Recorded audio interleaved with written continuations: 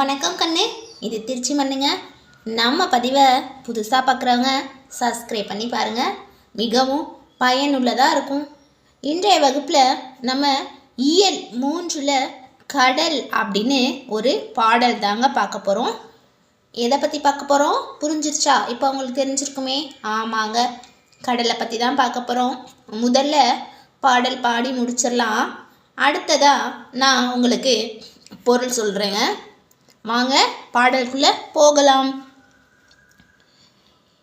எல்லை அறியாய் பெருங்கடலே, நீதான் இரவும் உறங்காயோ. கடலே, அல்லும் பகலும் அலைக்கடலே, உனக்கு அலுப்பு இல்லையோ கருங்கடலே. எல்லை அறியா பெருங்கடலே, நீதான் இரவும் உறங்காயோ. கடலே, அல்லும் பகலும் அலைக்கடலே, உனக்கு அலுப்பும் இலையோ கருங்கடலே. பொங்கு திரைகளோ கடலே, அலை புரவி நினைத்தாயோ கடலே. பொங்கு திரைகளோ கடலே, அலை புரவி நிறைத்தாமோ கடலே. எங்கும் உனதொலியோ, எங்கும் உனதொலியோ கடலே, அன்றி இடியின் முழக்கமோ கடலே. மலையை வயிற்றடக்கம் கடலே, எண்ணில் மகரி, எண்ணில் பாருங்க, மகரி மீனுலவும் கடலே. விளைகொள் முத்தளிக்கும் கடலே, சிப்பி விளையாடற் குதவும் கடலே. மழைக்கு மூலமும் நீ கடலே, அதை வாங்கி வைப்பதும் நீ கடலே. வழுத்த மகிமையெல்லாம் கடலே, எவர் மதித்து முடிக்கவலார் கடலே. ஆசிரியர் யார் அப்படின்னா கவிமணி தேசிய விநாயகம். இவர் கடல் அந்த பாடலில் பெருமையாக பேசியிருக்கிறார். யார? கடலை. எப்படியெல்லாம் பாடுகிறார் பார்க்கலாமா? வாங்க. எல்லை அறியா பெருங்கடலே அப்படின்னா, இந்த உலகத்தில் பரந்து விரிந்த இந்த உலகில் பெருங்கடலே, உனக்கு எல்லையே இல்லை, உனக்கு இதுதான் எல்லை அப்படின்னு வரையறுக்கவே இல்லை. சரிங்களா? உனக்கு எல்லையே கிடையாது அப்படின்றார். அது மட்டும் இல்லாமல், நீதான் இரவும் உறங்காயோ கடலே, அள்ளும் பகலும் அலைக்கடலே, உனக்கு அழுப்பு இல்லையோ கருங்கடலே. நீ இரவும் பகலும் உறங்கவே மாட்டியா, தூங்கவே மாட்டியா, அலைகளை வீசிக்கொண்டே தான் இருப்பியா. உனக்கு இரவும் பகல் தூக்கமே வராதா, அலைகள் வீசிக்கொண்டே தான் இருப்பியா, உனக்கு ஓய்வு என்பதே கிடையாதா. ஓய்வு, அசதி, சோர்வு, உனக்கு ஒரு டயர்ட்னஸே கிடையாதா. எப்போ பார்த்தாலும் நீ என்ன பண்ணிகிட்ருக்க? அலைய வீசிக்கிட்டே இருக்க. இரவுலையும் வீசுகிற, பகல்லையும் வீசுகிற. உனக்கு சோர்வு, அசதி, ஓய்வு அப்படின்றது எதுவுமே கிடையாதா. இதுதான் முதல் பாரால. அடுத்தது இரண்டாவது பாரா பாருங்க. பொங்கும் திரைகளோ கடலே, அலை புரவி நினைத்தோமோ. பொங்கு திரைகளோ கடலே, அவை புரவி நிறைத்தாமோ கடலே. அப்படின்னா, அலைகள் பொங்கி வரும் பொழுது பார்ப்பதற்கு, புரவினா என்னன்னு படிச்சிருக்கோம் நம்ம ஏற்கனவே, குதிரை இல்லைங்களா. அந்த கடலினுடைய அலைகள் பொங்கி வரும் பொழுது பார்ப்பதற்கு எப்படி இருக்குமா, குதிரைகள் எல்லாம் அப்படியே வரிசையாக வந்தால் எவ்வளவு ஒரு அழகாக, கண்ணுக்கு குளிர்ச்சியாக, மகிழ்ச்சியாக, பார்க்க பார்க்க அருமையாகவும் இனிமையாகவும் இருக்குமோ, அதே மாதிரி தான் உன்னுடைய அலைகள் வரும் பொழுது புரவி நிறைத்தாமோ. அப்படின்னா, புரவினா குதிரைகள், குதிரைகள் வரிசையாக அணிவகுத்து வருவது போல் பார்ப்பதற்கு மிகவும் அழகாக உள்ளது கடலே. அடுத்தது பாருங்க.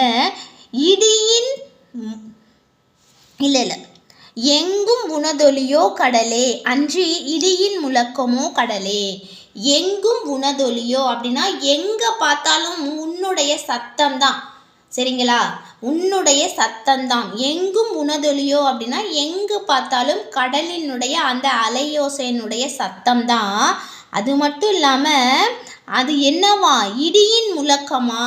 அதாவது அவங்களுக்கு என்ன சந்தேகம் வருதான், அந்த சத்தம் இருக்குது பார்த்தீங்களா, அது வந்து இடியோசையா அல்லது அலையோசையா அப்படின்னு எங்களுக்கு ஒரு சந்தேகம் வருது. இப்போ இரண்டாவது பாராள என்ன சொல்கிறாரு, இந்த அலைகள் பொங்கி வரும் அழகு புரவி குதிரைகள் அணிவகுத்து வருவது போல் மிகவும் வரிசையாக அழகாக இருக்கும். அது மட்டும் இல்லாமல் வேறு எப்படி இருக்குமா, அதனுடைய அலைகளினுடைய அந்த ஒலி இருக்குது பார்த்தீங்களா, அந்த சத்தம், அந்த சவுண்டு, அது வந்து இடியினுடைய சத்தமா அல்லது அலையோசையா அப்படின்ற ஒரு சந்தேகம் எங்களுக்கு வருது அப்படின்னு இரண்டாவது பாராள சொல்கிறாருங்க. அடுத்தது வாங்க மூன்றாவது பாராள, மலையை வயிற்றடக்கம் கடலே எண்ணில் மகர் மீனுலவும் கடலே. மலையை அப்படின்னா, மலையை வயிற்றிடக்கம் கடலே அப்படின்னா உயர்ந்த மலைகள் இருக்கு பார்த்தீங்களா, அதை உன்னிடத்தில் நீ வைத்திருக்கின்றாய். உன்னிடத்தில் நீ அலைகள் என்ன பண்ணுதான், உயர்ந்த மலைகளை வச்சிருக்குது. அது மட்டும் இல்லாமல் மகரி அப்படின்னா மீனுங்க. மகரினா என்ன, மீன்.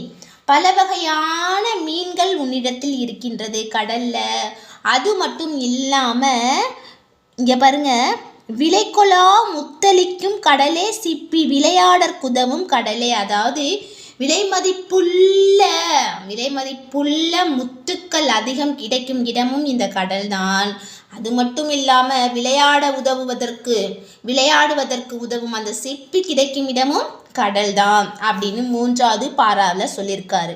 மூன்றாவது பாராவில் என்னென்ன சொல்லியிருக்கிறாரு, நிறைய மலைகளை அடக்கி வச்சிருக்கிற இடம் அந்த கடல். அது மட்டும் இல்லாமல் பல வகையான மீன்கள் இருக்கக்கூடிய இடமும் அந்த கடல். அது மட்டும் இல்லாமல் விலை மதிப்பற்ற பெரிய பெரிய பொருட்கள், முத்துக்கள் கிடைக்கக்கூடிய இடம் எது, கடல். அதோடு மட்டும் இல்லாமல் விளையாடுறதற்கு உதவுவது அந்த சிப்பியும் எங்கேருந்து கிடைக்கிது, கடல்லேருந்து தான் கிடைக்கிது அப்படின்னு சொல்லியிருக்கிறாருங்க மூன்றாவது பாரால.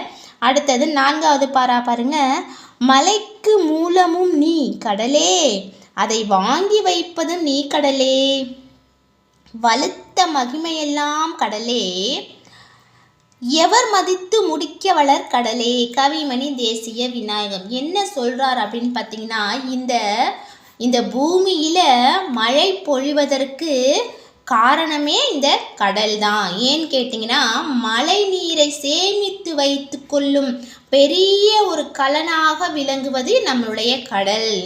பெரிய ஒரு கலனாக மழை நீரை எல்லாம் சேர்த்து வைத்து கொள்ளக்கூடிய பெரிய ஒரு கலன் அப்படின்னா, பெரிய ஒரு பாத்திரம், பெரிய ஒரு இடத்துல நம்ம என்ன பண்ணுறோம், அந்த மழை நீர்களாக சேர்த்து வைக்கிற ஒரு கலனாக விளங்குவது இந்த கடல் தான்.